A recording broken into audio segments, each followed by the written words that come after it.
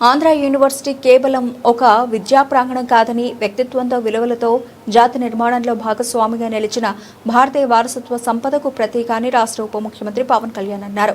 100 ఏళ్లు పూర్తి చేసుకున్న సందర్భంగా విశాఖపట్నంలో ఏర్పాటు చేసిన ఏయూ శతాబ్ది ఉత్సవాల ముగింపు వేడుకలకు ఆయన ముఖ్య అతిథిగా హాజరయ్యారు.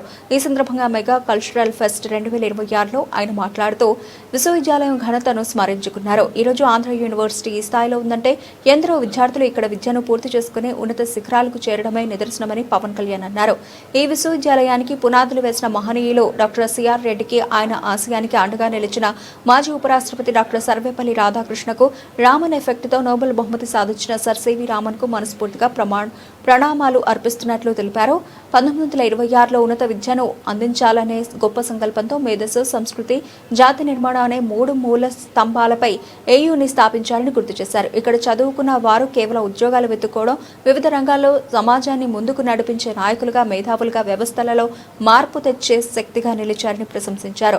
ప్రస్తుత విద్యార్థులు కూడా అదే దిశగా అడుగులు వేస్తున్నారని అన్నారు.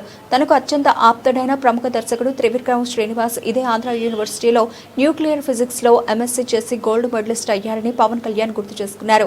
ఆయన ద్వారానే ఇక్కడి ప్రొఫెసర్ల ప్రతిభ, వర్సిటీ గొప్పతనం గురించి తనకు తెలిసిందని, ఇంతటి గొప్ప విశ్వవిద్యాలయానికి అతిథిగా రావడం అదృష్టంగా భావిస్తున్నానని చెప్పారు.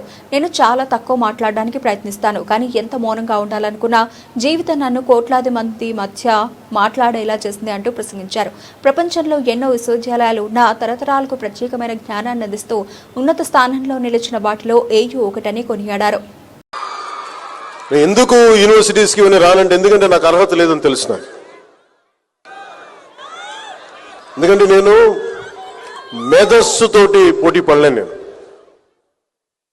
ఎందుకంటే మనుషుల్ని కదిలించగలిగేది, సమాజాన్ని ముందుకు నడిపించేది అలాంటి మహానుభావులు, ఇలాంటి వ్యవస్థని మనం ప్రతిష్ఠిస్తే అలాంటి వ్యవస్థకి అతిథిగా రావాలంటే కూడా నాకు అర్హత ఉందా అనుకుంటాం.